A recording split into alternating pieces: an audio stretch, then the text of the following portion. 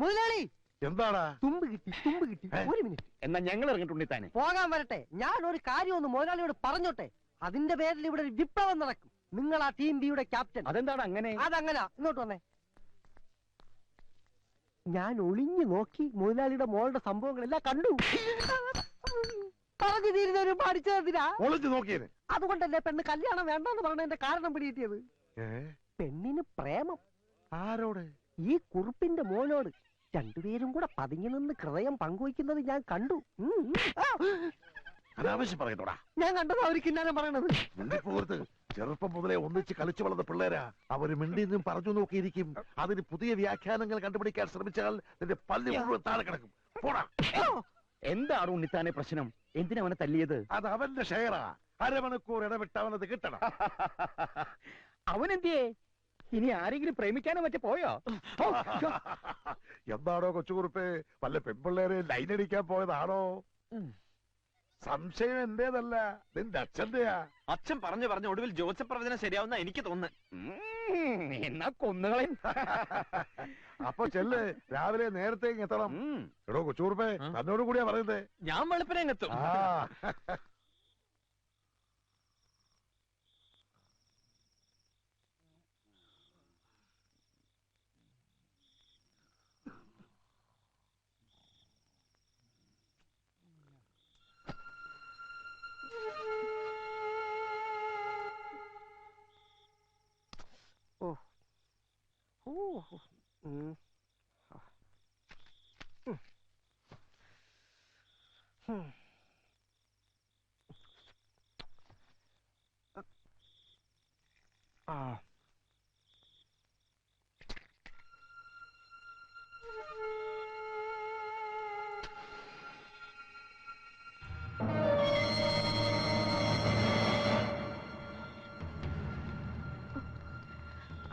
പോകാം.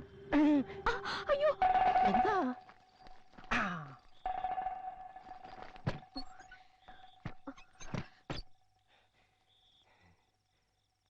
ദൈവമേ, ഇവളിനി കല്യാണം വേണ്ടാന്ന് പറഞ്ഞത് എന്നോടുള്ള ഇഷ്ടം കൊണ്ടാണോ? അടിച്ചോണ്ട് പോയാലോ?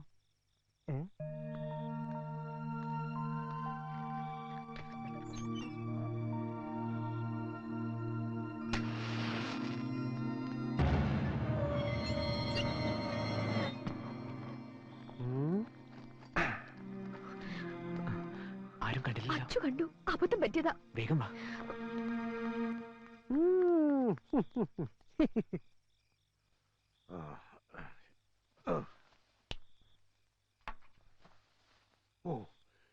സാവിത്രി, മണി 5 കഴിഞ്ഞു. എഴുന്നേക്ക്. അമ്മായി സരസ്വനെ മുറി കണ്ടില്ലേ? അവളിത് എവിടെ പോവാനാ? എവിടെ പോയത് നോക്കിയത്?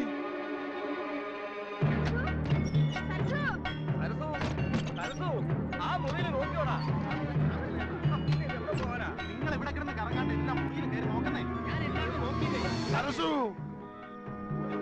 സരസുവേ, എന്ത്? സരസു, എടാ അച്ചു, എടാ അച്ചു. ഓ, കിടന്നുറങ്ങുന്നോടാ പോത്തുകളെ. പെണ്ണിനെ കാണാനില്ല. എടാ അച്ചുവേ, സരസുവിനെ കാണാനില്ല. ഒന്ന് അന്വേഷിക്കടാ. അന്വേഷിക്കാനൊന്നുമില്ല, അവള് പോയി. എങ്ങോട്ട്? അവളെ കാമുകനോടൊപ്പം. കാമുകനോടൊപ്പോ? ആ, പാലത്തിങ്കൽ കുറുപ്പിന്റെ മകൻ കൊച്ചുകുറുപ്പിനോടൊപ്പം സ്ഥലം വിട്ടു. ഞാൻ എന്റെ കണ്ണുകൊണ്ട് കണ്ടതാ. എന്നിട്ട് എന്താ നീ മിണ്ടാതിരുന്നേ? ചെറുപ്പം മുതലേ ഒന്നിച്ച് കളിച്ചു വളർന്ന പിള്ളാരല്ലേ, പോട്ടെ എന്ന് ഞാനും കരുതി. അവര് തമ്മിൽ പ്രേമമാണെന്ന് ഞാൻ ഇന്നലെ പറഞ്ഞതല്ലേ. എന്നിട്ട് കേട്ടോ, എല്ലാവരെയും ഒന്നിച്ച് കളിപ്പിച്ച് അവര് നാട് വിട്ടു. ചെറുക്കലെ കൂട്ടിന് വരുമ്പോ പെണ്ണില്ലെങ്കിൽ ഞാൻ എന്തോ പറയും? മുതലാളിക്ക് പറയാൻ ബുദ്ധിമുട്ടാണെങ്കിൽ ഞാൻ പറയാം. എന്ത്? പെണ്ണോളിച്ചോടിയെന്ന്. പോടാ. അവര് നാട് വിടും മുമ്പ് എനിക്ക് പിടിക്കണം.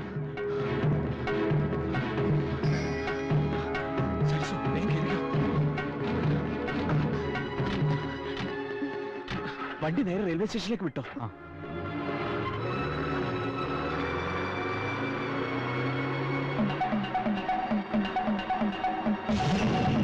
എന്റെ ഈശ്വര, ഞാൻ എന്തായി കേക്കണേ? ജാതകം പലിച്ചൂടി. ആ ഉണ്ണിത്താന്റെ മോളുമായിട്ട് നമ്മുടെ മോൻ ഒളിച്ചോടിയെന്ന്. അവൾ ഇത്രയും കള്ളിയാണെന്ന് ഞാൻ കരുതിയില്ല. നമ്മുടെ മോനെ വിളിച്ചെടുത്തോണ്ട് പോയില്ലേ? ഈ ഇനി ആരും കുറ്റം പറഞ്ഞിട്ട് കാര്യമില്ല. നിങ്ങളുടെ മോനെ സൂക്ഷിക്കേണ്ട നിങ്ങളല്ലേ? സൂക്ഷിച്ചു, ഒരുപാട് സൂക്ഷിച്ചു. അതുകൊണ്ടാ ഇങ്ങനെ പറ്റി. ഈ കുറിപ്പ് ജീവിച്ചിരിപ്പുണ്ടെങ്കിൽ എന്റെ മോനോട് അവൾ ജീവിക്കില്ല. അവർ നാടൂടെ ഞാൻ സമ്മതിക്കില്ല. വണ്ടി എടുക്കണം. യാത്രക്കാരുടെ തിരുവനന്തപുരത്ത് നിന്നും ഈറോഡിലേക്ക് പോകുന്ന 6231 നമ്പർ തിരുവനന്തപുരം ഈറോഡ് എക്സ്പ്രസ് അല്പസമയത്തിനുള്ളിൽ 1-ാം നമ്പർ പ്ലാറ്റ്ഫോമിൽ വന്നു ചേരുന്നു. മണിക്കൂട്ടിന് എത്തിയില്ലേ? ട്രെയിൻ എത്താറായി. ഒന്ന് സ്പീഡിൽ വിടറോ. വിമാനത്തിന് സ്പീഡ് ഓട്ടോറിക്ഷ കിട്ടൂല മോനെ. ഒന്നാമത് എഞ്ചിൻ പണി ഏറെ വണ്ടിയാണ്.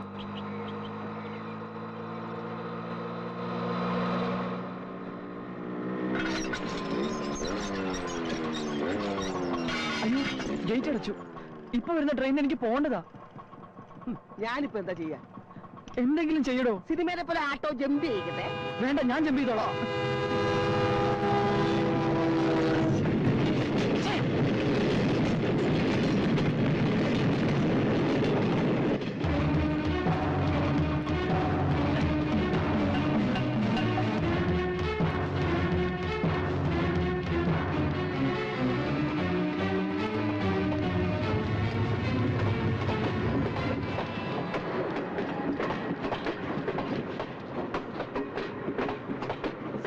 അങ്ങനെയൊന്നും അല്ല.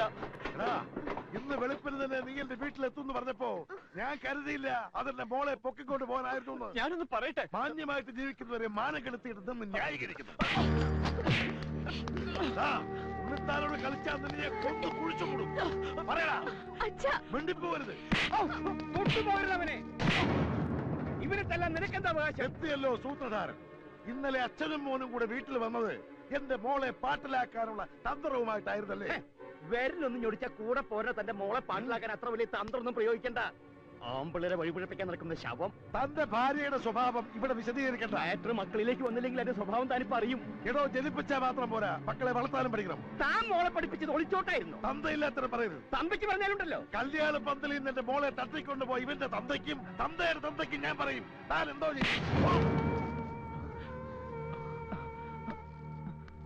എടാ ഉണ്ണിത്താനെ, ഇനി തിരിച്ചു തല്ലാമെന്ന് സമയം കളയുന്നത് ശരീരത്തിന് നല്ലതല്ല. ബുദ്ധി ഉണ്ടെങ്കിൽ മുഹൂർത്തം കഴിയുന്നതിന് മുമ്പ് ഇതിനെ വിളിച്ചുകൊണ്ട് പോയി നിശ്ചയിച്ച് ചെറുക്കുന്ന തലയിൽ വെച്ച് കെട്ട്. അല്ലെങ്കിൽ ഇനിയും മതിൽ ചാടും.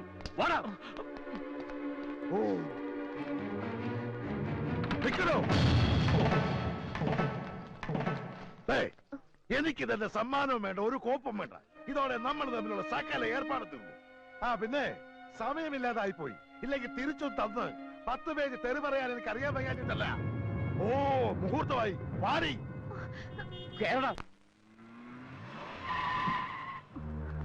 ഇങ്ങോട്ട് ഇറങ്ങടി. വാ. മോളെ കൊണ്ടുപോയി സാരി മാറ്റിട്ട് ഇപ്പൊ തുണി ഉടുത്തിട്ടുണ്ടല്ലോ, അത് മതി. പെണ്ണെത്തി, പെണ്ണെത്തി. ഞാൻ പറഞ്ഞില്ലേ മുതലാളി മിടുക്കനാണെന്ന്. എങ്ങനെയെങ്കിലും പെണ്ണിനെ ഒപ്പിച്ച് മുഹൂർത്തത്തിന് മുമ്പ് എത്തുമെന്ന്. ഭാഗ്യം, തക്ക സമയത്ത് എത്തിയതോട് പെണ്ണ് ഒളിച്ചോടിയില്ല. സമയമായി. ചെന്നിരിക്കണേ മണ്ഡപത്തിലേക്ക്. എന്താണോ നോക്കിയിരിക്കണേ? ഊതടോ. എന്നാ കെട്ട് നടത്തിയേക്കാം. നിർത്തണോ? മറ്റൊരുത്തന്റെ കൂടെ ഒളിച്ചോടി പോയ പെണ്ണിനെ കെട്ടേണ്ട ഗതികേട് എന്റെ മോനില്ല. പെണ്ണ് ഒളിച്ചോടി പോയില്ലല്ലോ, അതിന് മുമ്പ് പിടിച്ചോടി വന്നല്ലേ? അതെ, ഇനി ഒളിച്ചോടാതെ നിങ്ങൾ നോക്കിയാ മതി.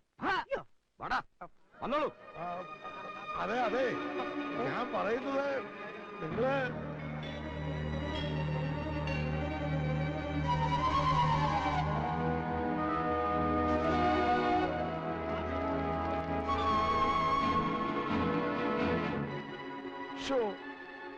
ഉണ്ണിത്താനെ താൻ കാണിച്ചത് വലിയ മണ്ടത്തരമായി പോയി. എന്റെ മോളെ കെട്ടാൻ പറഞ്ഞത് എന്താ മണ്ടത്തരം?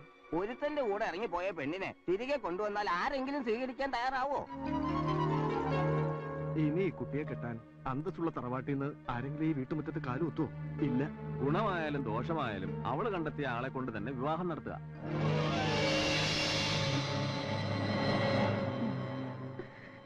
പാലത്തിങ്കൽ കുറിപ്പ് തറവാടിത്തത്തിൽ മുതലാളിയെക്കാളും ക്യാമനാ. ഇനി ഒന്നും ആലോചിക്കാനില്ല. ഈ മുഹൂർത്തത്തിൽ തന്നെ നടത്താൻ ശ്രമിക്കുക. എടുത്തു ചാടി ഞാൻ അയാളുടെ തന്തയ്ക്ക് വിളിക്കുകയും ചെയ്തു. സാരമില്ല, മറുപടി ഉടനെ കിട്ടിയായിരുന്നു. അപ്പൊ കരണം പത്തിയൊരെണ്ണം കിട്ടിയില്ലേ? അടിയോ ചൂടെങ്ങനെ ഉണ്ടായിരുന്നു?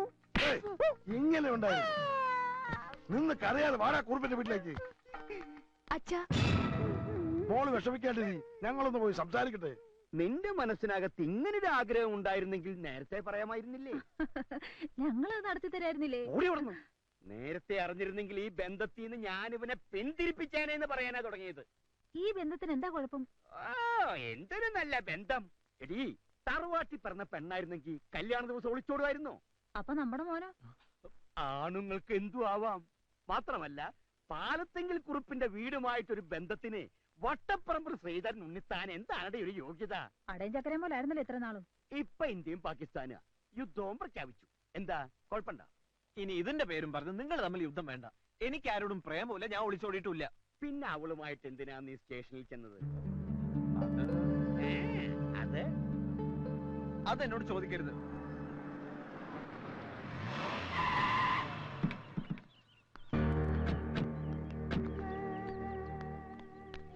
കാര്യങ്ങൾ എത്രത്തോളമായ സ്ഥിതിക്ക് ഞാനൊന്ന് തീരുമാനിച്ചു. എന്റെ മോളെയും കൊണ്ട് ഒളിച്ചോടിയത് ഏത് തെണ്ടിയുടെ മകനാണ് ശരി, അവനെ കൊണ്ട് തന്നെ കെട്ടിക്കുമെന്ന്. എന്നാ പിന്നെ എത്രയും പെട്ടെന്നതായിക്കൂടെ? അത് പറയാനാണല്ലോ ഇങ്ങോട്ട് വന്നത്. ആ അതെ, ഇനി ഒന്നും നോക്കാനില്ല കുറുപ്പേ. കൊച്ചുകുറുപ്പുമായി ഉടനെ വീട്ടിലെത്തുക, കെട്ടു നടത്തുക. അയ്യോ, എനിക്ക് എന്റെ വീട്ടുകാരും ബന്ധുക്കാരെയൊക്കെ ഒന്ന് അറിയിക്കണ്ടേ? ഓ, അതിനൊന്നും സമയമില്ല. കെട്ട് കഴിഞ്ഞ് ചെറുക്കനും പെണ്ണും കൂടെ വിരുന്നിന് പോയാ പോരെ? ആ അത് മതിയല്ലേ? പിന്നെ ധാരാളം മതി. എന്നാൽ അത് പോരാ. എനിക്കുള്ളത് ഒരേ ഒരു സന്തതിയാ. അവന്റെ കല്യാണം നാട്ടുകാരും വീട്ടുകാരും അറിഞ്ഞ് അന്തസ്സും തറവാടിത്തമുള്ള കുടുംബത്തിൽ നിന്നായിരിക്കണമെന്ന് എനിക്ക് നിർബന്ധമുണ്ട്. ഈ പറഞ്ഞതിന്റെ അർത്ഥം മുതലാളിക്ക് അന്തസ്സും തറവാടത്തും ഇല്ലാന്നല്ലേ? കണ്ടോ, ഇവന് കാര്യം പറഞ്ഞാൽ മനസ്സിലാവും. പിന്നെ ഉണ്ണിത്താനെ നിശ്ചയിച്ച കല്യാണം മുടങ്ങിയപ്പോ തന്റെ മോളെ എന്റെ മോന്റെ തലയിൽ വെച്ച് കെട്ടാൻ നോക്കണ്ട. കല്യാണം മുടങ്ങിയതിന് ഉത്തരവാദി തന്റെ മോല. എന്റെ മോളെ കണ്ണും കയ്യും കാണിച്ച് പ്രേമിച്ച് വിളിച്ചിറക്കിക്കൊണ്ട് പോകുന്ന സാക്ഷികളുണ്ട്. ആരാ സാക്ഷി? ദേ ഇവൻ തന്നെ പറഞ്ഞുകൊള്ളാ. ഞാൻ കണ്ടതാ. ഏത് കോടതിയിലും ഇവനീ സത്യം പറയും. എനിക്ക് വിശ്വാസമില്ല. 1000 രൂപ കൊടുത്തവൻ അത് മാറ്റി പറയും. ഒരിക്കലും 1000 രൂപയ്ക്ക് വേണ്ടി മാറ്റി പറയില്ല മുതലാളി. ഞാൻ കണ്ടോ, 1500 കിട്ടണം. ഓടാ. മോനെ, തീരുമാനം നിന്റെയാ. നീ സ്നേഹിച്ച പെണ്ണ അവള്. അങ്ങനെ ഒരു ബന്ധം ഞാനും സരസും തമ്മിലില്ല. കേട്ടില്ലേ? ഇനി എല്ലാവർക്കും പോവാലോ. തന്നെ പേടിച്ചാ ഇവനിങ്ങനെ പറയുന്നത്, അല്ലെങ്കിൽ താൻ ഇവന്റെ മനസ്സ് മാറ്റിയെടുത്തതാ. എടാ മോനെ, നിന്നെ വിശ്വസിച്ച അവൾ ഇറങ്ങി പോകുന്നത്. അല്ല അല്ല, ഇനി സംസാരിച്ച് സമയം കളയണ്ട. ഉണ്ണിത്താൻ പോ. ഞാൻ പോവുക. പക്ഷെ ഒരു കാര്യം, എന്റെ മകൾക്കൊരു മംഗല്യമുണ്ടെങ്കിൽ അത് തന്റെ മകനുമായിട്ടായിരിക്കും. ഇന്നല്ലെങ്കിൽ നാളെ ഈ കല്യാണം ഞാൻ നടത്തും. ഉറപ്പാ. പാലത്തെങ്കിൽ കുറിപ്പ് ജീവിച്ചിരിപ്പുണ്ടെങ്കിൽ അത് നടക്കില്ല. ഉറപ്പ്. ഇത് കുറിപ്പിന്റെ ഉറപ്പല്ല, ഈ ഉണ്ണിത്താന്റെ വെല്ലുവിളിയാ. നോക്കിക്കോ.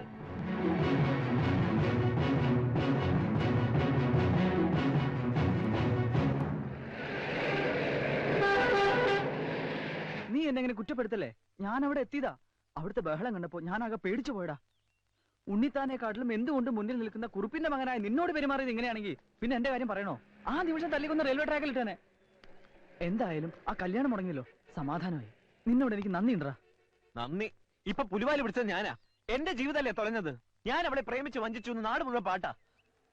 എല്ലാവരോടും സത്യം തുറന്ന് പറയാൻ പോവാ ഞാൻ. വേണ്ടടാ, അറിഞ്ഞ എന്നെ അറിയിക്കാതിരുന്ന നിന്റെ പെണ്ണെ ഞാൻ കെട്ടേണ്ടി വരും. എന്നെ കൊണ്ട് കെട്ടിക്കുന്ന വെല്ലുവിളിച്ചാ ഉണ്ണിത്താൻ പോയിരിക്കണേ. അങ്ങനെയൊന്നും സംഭവിക്കില്ല. അയാൾ കെട്ടിക്കാൻ വരുമ്പോ ഞാനങ്ങോട്ട് നിന്നു കൊടുക്കല്ലേ. എന്താ നാണക്കേടുന്ന് രക്ഷപ്പെടാൻ ഒരു മാർഗം?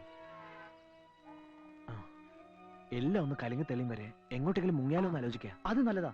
പക്ഷെ നിന്റെ അച്ഛൻ അച്ഛന്റെ സമ്മതം കിട്ടിയിട്ട് അക്കാര്യം ചിന്തിക്കേ വേണ്ട. പറയാതെ മുങ്ങ, അത്ര തന്നെ. ബാംഗ്ലൂർക്ക് വിട്ടാലോ? ബാംഗ്ലൂരോ? അവിടെ ആരാ ഉള്ളേ? ഞാൻ പറഞ്ഞിട്ടില്ലേ എന്റെ ഇന്റിമേറ്റ് ഫ്രണ്ട് അനിയൻകുട്ടിയെ കുറിച്ച്. എന്റെ കൂടെ കോളേജിൽ പഠിച്ച. ഓ,